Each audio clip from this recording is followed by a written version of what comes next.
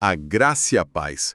Hoje vamos analisar e compreender os detalhes de um material fascinante, um sermão ministrado pelo pastor Elton no templo da Primeira Igreja Batista Independente de Curitiba, no dia 18 de janeiro de 2026. E ele tenta resolver uma questão que, para muitos, é um verdadeiro paradoxo, né? Exatamente. Como é que se compartilha uma fé profunda num mundo que parece cada vez mais cético, ou até alérgico a discursos prontos? É um desafio real. Totalmente. Muita gente sente que a fé é importante, mas a ideia de evangelizar soa como algo forçado, sabe? Quase como um telemarketing espiritual. É uma ótima imagem essa. E a abordagem do pastor Elton, no sermão Chamados para Anunciar, Evangelismo Relacional no Poder do Espírito, meio que vira essa lógica de cabeça para baixo. Totalmente. A tese central dele é que a forma mais poderosa de comunicar a fé não começa com uma técnica, um roteiro, mas com algo muito mais profundo, a nossa própria identidade. E ele estrutura essa ideia em 3 movimentos, baseados no texto de 1 Pedro 2.9. Primeiro, ele estabelece quem o cristão é. Certo. Depois ele define o que essa pessoa anuncia e, por fim, ele detalha como isso acontece na prática, no dia a dia. A proposta é que o campo missionário mais importante não é um lugar distante. Não é mais a praça pública. Exato. É o nosso círculo de relacionamentos. Família, trabalho, amigos. Certo, então vamos mergulhar nesse primeiro ponto porque ele parece ser a base de tudo. O pastor Elton insiste que, antes de fazer qualquer coisa, é preciso entender quem nós nos tornamos. Uhum. Ele diz que o evangelismo que realmente transforma vidas começa com uma identidade transformada. E para dar peso a isso, ele usa 4 títulos ou nomes que o texto de Pedro atribui aos cristãos. O primeiro é geração eleita. Essa é uma expressão forte. Eleita pode soar um pouco exclusivo, até arrogante para quem ouve de fora. Como que o sermão aborda isso? Essa é a nuance-chave. O pastor Elton, ele desconstrói a ideia de que eleito significa melhor que os outros. Pelo contrário. Certo. Ele usa textos como Efésios 1, que diz que a escolha foi feita antes da criação do mundo, para argumentar que se trata de propósito, não de mérito. Entendi. A ideia não é inflar o ego, sabe? Mas combater a sensação de insignificância. No mundo onde muitos se sentem um acidente cósmico, a mensagem é: você não está aqui por acaso. Você foi escolhido para uma missão específica. É uma injeção de propósito. Faz todo sentido. Deixa de ser um status para se tornar uma responsabilidade. E o segundo nome que ele destaca é sacerdócio real. Esse é ainda mais denso teologicamente. O que isso significa na prática? Então a gente pode usar uma analogia. Pensa assim, no sistema antigo, para falar com o CEO do universo, você precisava passar por um intermediário específico, o sacerdote.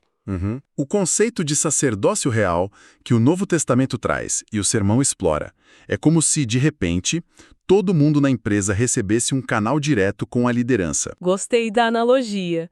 E mais que isso, todos são capacitados para representar a cultura da empresa para o mundo exterior. Cada cristão se torna uma ponte, um embaixador. Então não é um título honorário, é uma função ativa, de conectar Deus e as pessoas. Isso me leva ao terceiro nome, Nação Santa. A palavra santo também é carregada de estereótipos, De uma perfeição inatingível, ou de uma aparência de piedade, E o sermão trabalha para quebrar essa imagem. A santidade, na visão que ele apresenta, não é sobre usar um tipo de roupa ou evitar certos lugares. É uma separação interior. Ah, entendi. Que gera uma vida prática diferente. O pastor usa a citação de Romanos 12, não se amoldem ao padrão deste mundo. A ideia é que, por pertencermos a outra nação com outro rei, nossos valores, reações, prioridades são naturalmente diferentes. Não é uma performance. Não é uma performance. É uma consequência de cidadania. E o último, povo adquirido, parece fechar esse raciocínio. A imagem que vem à mente é de algo comprado, de valor. Exatamente. A imagem é poderosa. Fomos comprados não com ouro ou prata, mas com o sacrifício de Cristo. Para o pastor Elton, esse ponto define o nosso valor intrínseco. Certo. Numa cultura que mede o valor das pessoas por performance, por seguidores, por posses, essa ideia diz que seu valor já foi definido e é altíssimo. Ele conclui essa primeira parte com um alerta muito sóbrio. Se não vivemos a partir dessas 4 identidades, escolhido, sacerdote, cidadão do céu e de valor inestimável, qualquer tentativa de anunciar o evangelho soa vazia. Vira só um discurso que nós mesmos não acreditamos por completo. O que nos leva à pergunta seguinte: se a identidade está estabelecida, que discurso é esse? Se não é só sobre falar, o que é que se anuncia de fato? Essa é a segunda parte do sermão. E aqui o negócio fica muito interessante. O texto de Pedro diz que somos tudo isso para anunciar as grandezas de Deus. O pastor Elton foca na palavra grega para grandeza, que também pode ser traduzida como virtude ou excelência. Certo. E ele argumenta que não se trata de anunciar um conceito abstrato, mas de demonstrar as virtudes de Cristo em ação. E ele chega a listar quais seriam essas virtudes. Sim, e ele as extrai do próprio contexto ali do capítulo 2 de 1 Pedro. Ele menciona, por exemplo, Cristo como a pedra angular, a base de tudo. Menciona a sua pureza, o fato de que não se achou engano em sua boca. Ok. Mas o que me chamou a atenção e que o sermão destaca são as virtudes mais passivas. Como assim passivas? Ele cita a mansidão de Jesus sob pressão, com a frase marcante: quando insultado, não revidava. E seu papel como curador, resumido em: por suas feridas vocês foram curados. Isso vai totalmente na contramão da nossa cultura de autodefesa, de revidar, de mostrar força. Exatamente. A proposta do sermão é que o poder de Cristo muitas vezes se manifesta naquilo que parece fraqueza para o mundo. Isso é um ponto contraintuitivo. Então, anunciar as virtudes seria viver essa mansidão, essa capacidade de absorver o golpe, essa disposição para curar em vez de ferir. Perfeito. O pastor usa o exemplo da mulher do fluxo de sangue que tocou em Jesus no meio da multidão. A reação de Jesus foi: senti que de mim saiu poder ou virtude, dependendo da tradução. O ponto central é que a virtude não é só uma qualidade moral. É uma força espiritual ativa que pode ser transmitida. O mundo, segundo o sermão, não precisa de mais um discurso. Precisa sentir esse poder saindo de nós em forma de paz, de cura, de paciência, de amor. E ele amarra isso à importância do nome de Jesus. Não é apenas sobre um estilo de vida genérico, mas algo focado nele, certo? Sim, e de forma muito direta. Ele argumenta que o nome de Jesus tem poder por 3 motivos bíblicos claros. Primeiro, porque só nele há salvação, citando o livro de Atos. Certo. Segundo, porque seu nome foi exaltado acima de todos os outros, como Paulo escreve em Filipenses. E o terceiro ponto é o mais desafiador, porque o evangelho genuíno vem acompanhado de confirmação sobrenatural. Ele cita Marcos 16 e Hebreus 2, que falam de sinais e maravilhas confirmando a palavra pregada. Certo. Isso conecta o evangelismo relacional que soa tão pé no chão com algo totalmente sobrenatural. Não é só ser um bom amigo. Não mesmo. É ser um canal para o poder de Deus dentro dessa amizade. A frase do sermão que resume isso de forma brilhante é amizade com propósito. É presença com compaixão, é palavra com evidência. Uau! Não é uma coisa ou outra, são as 3 juntas. Ok, a base teórica é muito sólida. A identidade nos dá a base e o propósito é demonstrar as virtudes de Cristo de forma tangível. Mas a pergunta que fica é: como isso funciona na segunda-feira de manhã? No escritório, na fila do supermercado? Como se faz isso na prática? E essa é a terceira parte do sermão. Aqui tenta responder isso. Vamos lá. E essa é a parte que, para muitos, pode ser a mais útil, mas também a mais desafiadora. O pastor Elton usa o apóstolo Paulo como modelo, que disse em 1 Coríntios que sua pregação não se baseava em sabedoria humana ou discursos eloquentes, mas em demonstração do poder do Espírito. Isso parece descartar muito do que se valoriza hoje. O bom argumento, o debate bem construído, a lógica impecável. Essa é a tensão, não é? O ponto do pastor não é, a meu ver, descartar o intelecto, mas reordenar as prioridades. Ele argumenta que a demonstração de poder, que pode ser um ato de bondade inexplicável, uma palavra de sabedoria que acerta o alvo, uma paz que desafia as circunstâncias, abre a porta de uma forma que o melhor argumento lógico sozinho jamais conseguiria. O argumento pode vir depois. Pode vir depois, mas a conexão genuína e a experiência vêm primeiro. E ele oferece um roteiro prático para essa abordagem. O primeiro passo é: ouçam com atenção. Parece simples, quase óbvio. Soa simples, mas é incrivelmente difícil. Pensa na última vez que você conversou com alguém de quem discorda profundamente. Quantos de nós estávamos realmente ouvindo a dor por trás das palavras, como o sermão sugere, em vez de só formularmos a nossa próxima refutação? Pois é, o pastor cita Tiago: sejam prontos para ouvir, tardios para falar.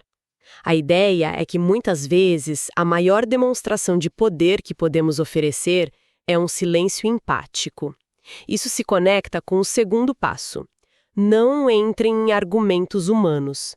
Ele usa uma frase muito forte aqui: Deus não precisa de advogados, Deus precisa de testemunhas. Forte, né? Eu entendo a ideia, mas num mundo cheio de desinformação, não existe um lugar para uma defesa lógica e bem argumentada da fé. Com certeza existe, mas o sermão está falando do contexto do evangelismo relacional. A diferença entre um advogado e uma testemunha é crucial. O advogado debate o caso, tenta provar um ponto. A testemunha simplesmente relata o que viu e experimentou. Entendi. A postura é diferente. A proposta é que a nossa função principal é compartilhar nossa experiência pessoal com a graça, a paz, a transformação de Deus, e não necessariamente vencer um debate filosófico. A mudança de postura é de combate para compartilhamento. Faz sentido. O terceiro passo é: compreendam a real necessidade. Isso exige um nível de sensibilidade que vai além da conversa superficial. Sim, aqui a proposta é pedir a Deus por discernimento. É tentar enxergar o que está por trás da fachada, sabe? A pessoa que reclama do trabalho talvez esteja com medo da instabilidade. A pessoa que ataca a fé talvez esteja ferida por uma experiência religiosa negativa no passado. É ver com outros olhos. É olhar com a compaixão que os evangelhos dizem que Jesus tinha, vendo as pessoas como ovelhas sem pastor. E a partir desse ponto, a ação se torna abertamente espiritual. O quarto passo é: orem com base numa promessa divina. Isso soa bem, mas na prática, como alguém faz isso sem parecer que está exigindo algo de Deus ou usando uma fórmula mágica? Essa é a nuance-chave que o sermão explora. Não é uma fórmula mágica. É mais como alinhar seu pedido com a missão da empresa que já discutimos. Se a Bíblia promete paz, consolo, sabedoria, cura, você está orando dentro do que Deus já deseja oferecer. Certo. Isso muda a oração de uma lista de desejos egoísta para uma parceria. Você está pedindo que o que Deus já prometeu se manifeste naquela situação específica. E depois de orar, o quinto passo é um teste de confiança. Não fiquem justificando. Entregar e confiar. Isso é difícil, porque a nossa tendência é querer controlar o resultado, explicar, gerenciar as expectativas. Totalmente. É o momento de abrir mão do controle. O sermão sugere que, uma vez que a oração foi feita, a nossa parte é descansar e confiar, mantendo uma atitude de paz. A pressão pelo resultado sai dos nossos ombros e vai para a soberania de Deus. Isso alivia a ansiedade. Muito. Reduz drasticamente a ansiedade que muitas pessoas sentem ao tentar ajudar os outros espiritualmente. E o ciclo se fecha com o último passo. Quando a resposta vier, deem toda a glória a Deus. É sobre remover o ego da equação. Exatamente. É reconhecer que fomos apenas o canal, não a fonte. O roteiro completo, então, desloca o foco. Sai de eu preciso convencer essa pessoa para eu preciso me conectar com essa pessoa e ser um canal para o que Deus quer fazer. É uma mudança de paradigma enorme. Para encerrar, o sermão não fica só na teoria. Ele termina com uma chamada à ação muito específica, não é? Sim, e é isso que o torna tão forte. Ele convoca a igreja a romper com o que ele chama de medo, passividade e uma fé que é só de palavras. E para tornar isso concreto, ele propõe um ato profético. Um ato profético. Ele pede para cada pessoa na congregação pensar em 3 nomes de seu círculo de relacionamentos e apresentá-los a Deus em oração, se colocando à disposição para ser usado na vida delas. Isso tira a mensagem do campo abstrato e aterrissa na vida real de cada um. Não é mais sobre evangelismo, é sobre o João, a Maria e o Pedro. É prático, mas ele também alerta para um risco. Para alguns, isso pode gerar uma pressão ou um sentimento de culpa se nada acontecer. O desafio que o sermão reforça na oração final é como fazer isso com total dependência de Deus e não como uma tarefa de performance espiritual. Entendi. A oração final amarra tudo. A apropriação da identidade, o pedido por uma nova unção do Espírito e a fé de que Deus vai confirmar a sua palavra. Então, em resumo, o insight mais contraintuitivo aqui é que, para o pastor Elton, o evangelismo eficaz não começa com uma técnica ou um discurso, mas com um profundo senso de autovalorização e propósito vindo de Deus. Exato. Ele está dizendo: antes de tentar convencer os outros, você precisa estar plenamente convencido do seu próprio valor e da sua missão. É uma mudança de foco da venda para a presença. Perfeito! A identidade transformada se torna a própria ferramenta de evangelismo.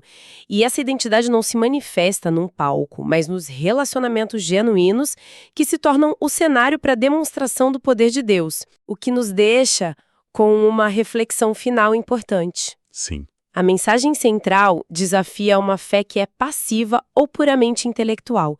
E isso levanta uma questão importante para se pensar. Em um mundo tão cheio de opiniões, ruídos e debates, como seria, na prática, uma demonstração do poder do Espírito em nossos próprios círculos de influência hoje? O que isso significaria de diferente em nossas conversas no trabalho, em nossas interações familiares ou com nossos vizinhos essa semana? Uma ótima pergunta para refletir. Agradecemos a audiência. Fique na paz do Senhor.